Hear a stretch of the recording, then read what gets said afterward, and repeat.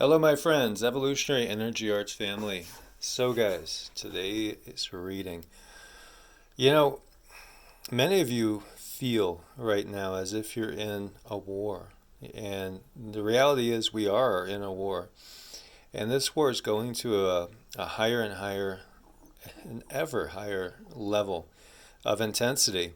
Many of you are actually feeling and seeing and hearing beings and energies and things that are maybe questioning your sanity. And sometimes, because what we have always called as the veil is now perhaps removed or so very thin that where we are as far as in our dimensionality are at a level where we are in what we would call the lower astral realms, or 4D now.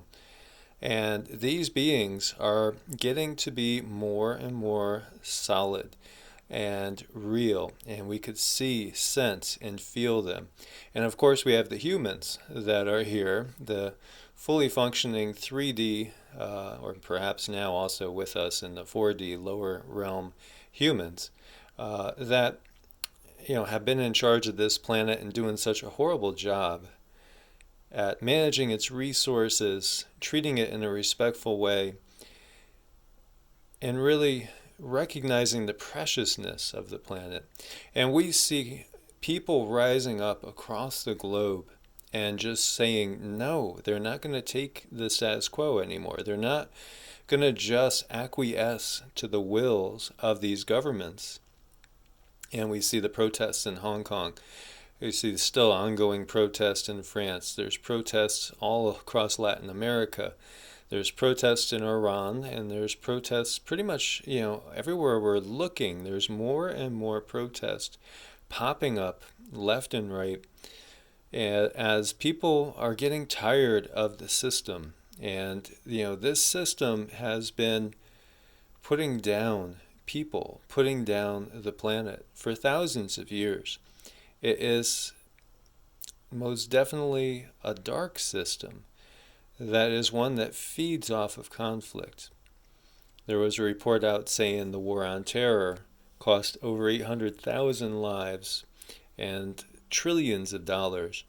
Now, those trillions of dollars went into the pockets of the war machine and the elite.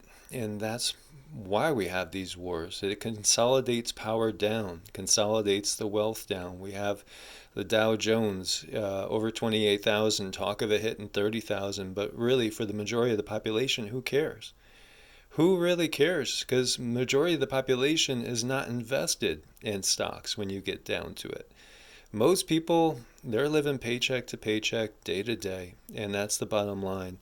Most people have way more debt than assets, and that's the system that we are in, and it's been getting worse. And it's one of complete imbalance. And really, there has been for thousands of years an attack on the divine feminine, an attack on women, females in general, and abuse of females and women in general. And we are here to restore balance. We are here to restore equilibrium. We are here to promote life and peace. And we're not here to go along with this system anymore. And so we see, for instance, the Ten of Swords. It might feel like we've reached the end of the road. It might feel like we have nothing else left to give. That you are just being bled dry in so many ways, energetically, spiritually, mentally. If we allow ourselves to get pulled into the drama, it definitely can pull us down. And even without getting pulled into the drama, these darker forces are attacking us. They're attacking us head on in so many ways. Those of us that are here to bring in the light, those of us that, recognize terms like light workers and star seeds.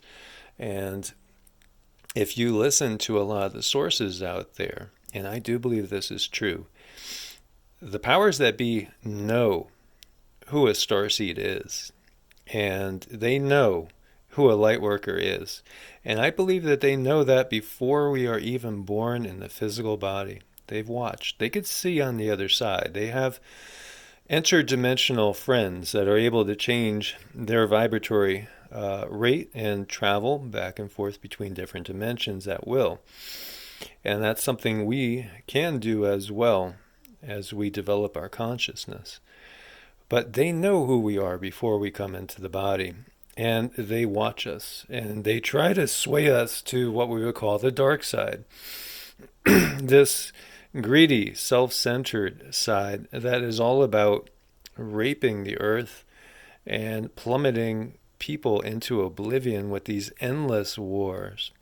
So it's very, very easy to fall into the conflicts that they are always setting us up. Some of us feel like we just want to be a hermit and we just want to get away from society as well. Just find me a little island somewhere where I could be with some like-minded people and just shut out the rest of the world and the rest of all these negative energies bombarding us every single day. So many people feel like that is where they are at spiritually, emotionally, and mentally, and it's just a waiting game, truly. But we are here, and we are warriors in a sense, and we have to recognize that as we see Alakoa, when we accept the situation, we came in knowing we're in a war. We are in a war. We have to muster up our forces, our strength, the inner drive within. And we will not give in. We mustn't allow the dark side to get us depressed or to make us feel like it's completely futile, because it is quite the opposite. We do have help from the positive beings around us and in the higher realms. And we're being put online in so many ways with new abilities.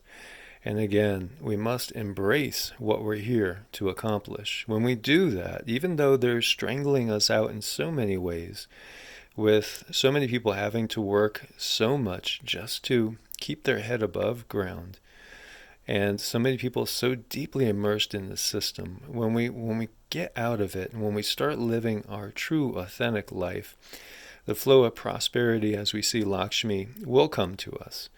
And prosperity it could come in so many different forms. It doesn't necessarily have to look like any one thing in particularly. Prosperity can show up as just support, as a nice place to stay, a place where you could be warm and fed, and at the same time have so much emotional support and love and pull together with others. There's something about fasting, for instance. When you fast for a while, and then you're going to break that fast, just a simple salad, a simple little piece of bread, maybe a little bit of warm bread with butter, something like that can taste like the greatest delicacy in the world when we have gone without. And so we do need to count our blessings and trust. Again, this is all about rescuing our sisters and brothers and our Mother Earth from the tyranny that we have seen in this world. And it is tyranny of the highest degree. It's complete imbalance.